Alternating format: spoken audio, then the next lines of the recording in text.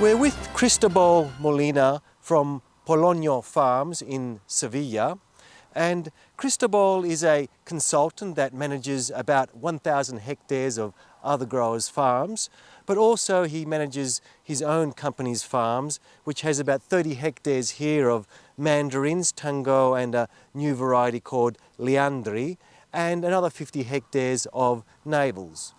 So what we are here for today are these tangos that are behind us. They're about 4 years old and they're on Citrange. And the thing that Cristobal is aiming to do is firstly maintaining tree height. He doesn't want the trees to go taller than about 3 meters hand height. And in fact, many of the pickers have only just a single step up or a box that they use to climb up to reach fruit. If they don't reach the fruit doesn't get harvested. So it's very important to keep tree height down. And the other thing is for trees not to go out into the middle of the row. So it's maintaining the trees, so reducing the water shoots from going too far out and removing them. So Cristobal believes in pruning the trees from a very early age, just giving them a short cut of just a few branches or so. In fact, these trees, we asked him how much time do you spend? He said nothing, and we interpret that as about 30 seconds is a general consensus there. So he basically is opening up the centres, keeping the trees open, letting light in, and maintaining these trees with some very light annual pruning so they don't turn out into a jungle of tree like we've seen in Australia at about 12 years of age. Another thing he mentioned is that he uses a lot of the product called Brotomax, which is available in Australia. He believes it promotes a lot of lateral branching, so trying to get lateral branching going rather than those water shoots, which then he has to cut out each year.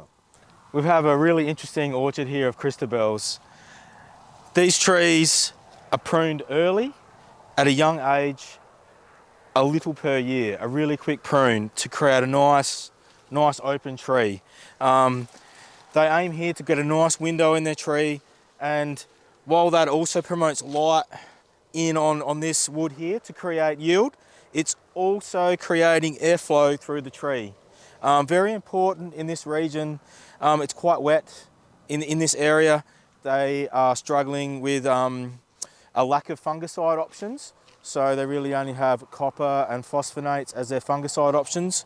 So for them, they really want to promote airflow, quick drying of the internal canopy of these trees to minimise fungal diseases.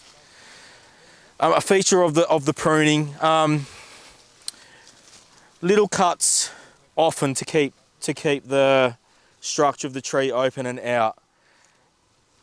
As they progress, these water shoots will shoot up through the centre. It creates a really obvious blocker for their open structure. So they'll pick this year, and that's an obvious limb for them to remove to try and keep this angled type structure of the tree.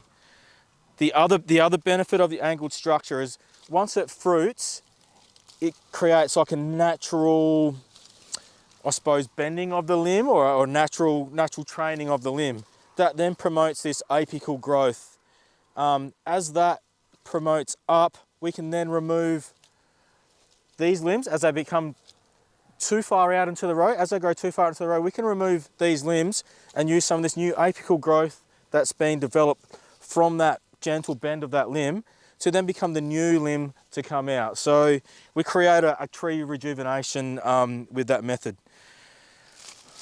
Also, with the management of the canopy, we are maintaining this, I suppose, not over vigorous wood. We're creating this nice managed, balanced wood in close to the structure with lots of light that can crop. So we've got crop. It's really efficient for the tree to produce crop here. It's easy to pick. It's not on big whippy limbs, so it doesn't scratch, it doesn't mark. So yeah, it's a really common sense way of setting up your trees early and avoiding some of the issues we've found in Australia by, I suppose, trying to let the tree grow and normalise itself before we train it. I think this proves that working early with the tree does have benefits.